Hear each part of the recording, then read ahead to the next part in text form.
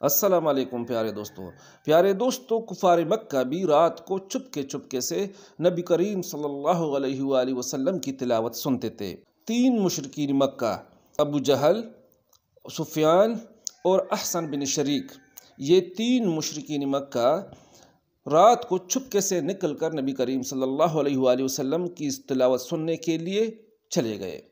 ان تینوں کی واپسی میں ملاقات ہو گئی اور ایک دوسرے سے پوچھا کس مقصد سے آئے ہو۔ تینوں نے ایک دوسرے کو بتایا کہ ہم رسول پاک صلی اللہ علیہ وآلہ وسلم کی تلاوت سننے کے لیے آئے ہیں۔ انہوں نے آپس میں معاہدہ کیا کہ آئندہ کبھی نہیں آئیں گے، کیونکہ اگر مکہ کے نوجوانوں کو پتہ چلا گیا تو وہ تو آ کے مسلمان ہو جائیں گے۔ پیارے دوستو، معاہدے کے باوجود یہ تینوں دوسرے رات پھر آتے ہیں، اسی طرح یہ تیسری رات پھر آتے ہیں اور ایک دوسرے سے پھر ملاقات کرتے ہیں۔ پیارے دوستو، یہ تھا کلام الہی کا تاثیر، اور نبی کریم صلی اللہ علیہ وآلہ وسلم کی زبان سے جب کلام الہی بندہ سنتا رہے تو پھر کافر کیا، انسان کیا، حیوانات بھی نبی کریم صلی اللہ علیہ وآلہ وسلم کی تلاوت سننے کے لیے مجبور ہو کر چلے آتے تھے۔ پیارے دوستو، یہ واقعہ آج دارالعلوم حقانیہ میں حال ہی میں عالمی ایوارڈ یافتہ قاری حافظ محمد ابو بکر کی آمد پر اور پھر اس کی زبان سے کلام الہی سنتے ہی یہ واقعہ یاد آ گیا۔ پیارے دوستو، آئیے اپنا ایمان تازہ کر لیجئے گا اور حافظ ابو بکر کی زبان سے یہ عظیم کلام الہی سنیں، یقین کرے، میں گارنٹی دیتا ہوں آپ کا ایمان تازہ ہوگا۔ تو چلتے ہیں تلاوت کلام الہی کی طرف۔